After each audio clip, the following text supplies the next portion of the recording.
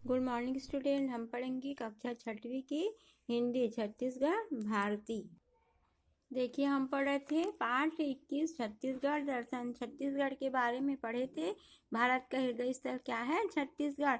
और यह क्या है? प्रकृति संपदाओं से घिरा एवं समृद्ध है। इससे क्या कहते हैं? धान का कटोरा भी कहते हैं। ठीक है। और इसके कितने सारे नाम हैं? दक्षिण कौशल, दंडकारण्य, है ना, छत्तीसगढ़ के नाम है। इतना हम आप पढ़ चुके थे, है ना, यहाँ तक हम पढ़े थे। इसके नेक्स्ट भाग को अब हम पढ़े। नृत्य के साथ यहाँ नृत्य के साथ गाया जाते हैं ना छत्तीसगढ़ लोकगीत जो है छत्तीसगढ़ी भाषा में यहाँ पर छत्तीसगढ़ में गाया जाता है। जैसे छत्तीसगढ़ में संस्कार गीत, अनुष्ठान गीत, ऋतु गीत तथा धार्मिक पर्वों पर गाए जाने वाले गीतों की भी बहुलता है। पांडवानी अर्थात पांडवों की कथा यहाँ की क्या है? अमूल्य धरोहर। छत्तीसगढ़ में फागुन महीने में लोग नगाड़ा बजाकर होली के गीत गाते हैं और एक दूसरे को रंग गुलाल लगाते हैं। वहीं दूसरी ओर गांव की रास मंडलियां राधा कृष्ण और ग्वाल बाल का रूप धारण करके मदार के ताल के साथ नाचते गाते थिरकते हैं। छत्तीसगढ़ की प्रमुख वाद्यों में मंदिर ढोलक नगाड़ा मदार ढोलक नगाड़ा चिकारा मोहारी सिंग बाजा प्रमुख। देखो यहाँ पर जो संगीत के वाद्य यंत्र है क्या क्या बजाया जाता है वो भी देखें। अगर आप इसको पढ़ रहे होगे तो कुछ आपको झांकियाँ भी मतलब आंखों के सामने दिखाई दे रही होगी। जैसे कि नगाड़ा बजाते हैं हर होली में, फाग का गीत गा कर छत्तीसगढ़ के जो लोग हैं वो नाचते हैं, है ना। और देखिए इन सब कारणों से हमारा छत्तीसगढ़ कैसा है? बहुत ही सुंदर दिखाई देता है। इसीलिए हम सब क्या कहते हैं कि छत्तीसगढ़ हमारा बहुत ही सुंदर प्रदेश है। और आजकल की भाषा में लोग कह रहे हैं छत्तीसगढ़िया सबले बढ़िया। छत्तीसगढ़ की भाषा छत्तीसगढ़ी है जो पूर्वी हिंदी की उपभाषा है।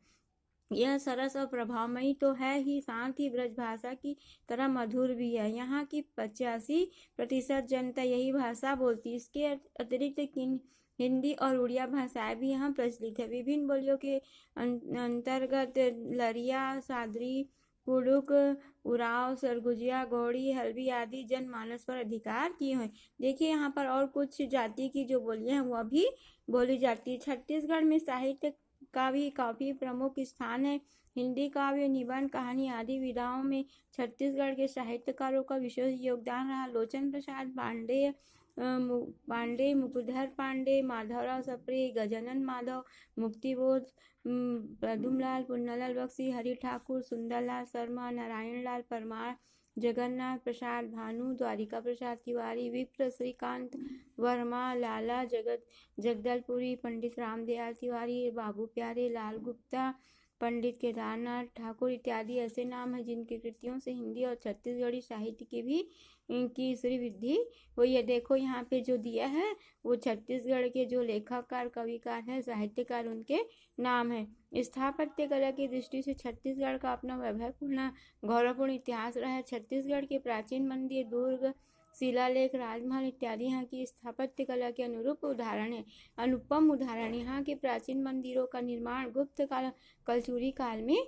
हुआ है। प्राचीन मंदिरों में रांची में स्थित राजीव लोचन मंदिर अत्यंत प्रसिद्ध है। मुख्य मंदिर विस्तृत आकार के बीच में ऊंची कुर्सी पर खड़ा है और उसके चारों ओर 4 छोटे मंदिर बनाए गए हैं।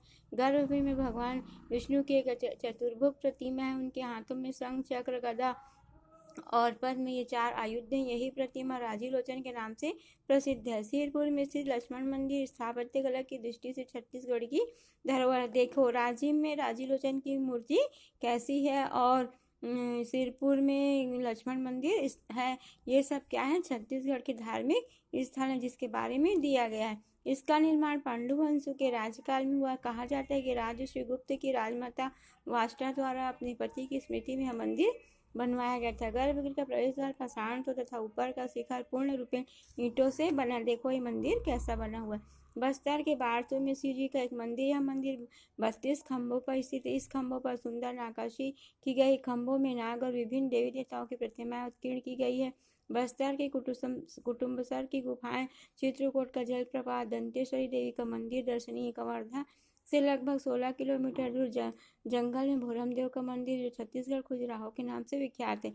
इस मंदिर की कला उत्कृष्ट है। मंदिर के बाहरी भाग में विभिन्न मूर्तियां निर्मित हैं। उनमें अंगों की भाव भंगिमा इस प्रकार है कि उन्हें देखकर लोग चकित और विस्मित रह जाते हैं। मुख्य द्वार के समक्ष शिवलिंग इस बात को प्रमाणित करता है कि नगवंशी शिव के उपासक थे। देखो आप लोग अगर कभी गए होगे घोरम देव तो आप लोग को पता होगा कि पत्थर की इस मंदिर में प्रतिमाएं जो है अंकित की गई है। वो उनकी जो भाव है वो अलग अलग दृश्यों को दिखा रही है। छत्तीसगढ़ की लोक संस्कृति में तीज और पर्वों की रंग रंगीली धरा रची बसी लोक आस्थाओं और लोक विश्वासों से जुड़े हुए इन त्योहारों में सर्वाधिक लोकप्रिय त्योहार है तीजा, पोरा, हरेली, अक्ति इत्यादि। तीजा त्योहार के सिलसिले में छत्तीसगढ़ के लोग अपनी बहन व बेटियों को उनकी ससुराल से मायके लिवा लाते हैं। देखो आपको त्योहार के बारे में भी पता होगा, आप लोग त्योहार भी मनाए होंगे और बहुत बड़े उत्साह से तीजा, पोरा, हरेली, अक्ति इत्यादि त्योहार भी आप लोग मनाते। त्योहार में सुहागिन स्त्रियां ब्रह्म मुहूर्त में उठकर विधि विधान से भगवान शिव और पार्वती की पूजा अपने पति की दीर्घायु के लिए करती है। इस दिन अन्न, फल, दूध और जल ग्रहण नहीं करती अर्थात निर्जल व्रत रखती है। कुंवारी कन्याएं भी श्रेष्ठ वर की कामना से व्रत रखती हैं। पोला त्योहार के दिन खेती में काम आने बेलों की पूजा होती है। हरेली के दिन हल नागर की पूजा की जाती है। अक्ति के दिन मिट्टी के बने गुड्डे गुड्डियों का विवाह किया जाता है।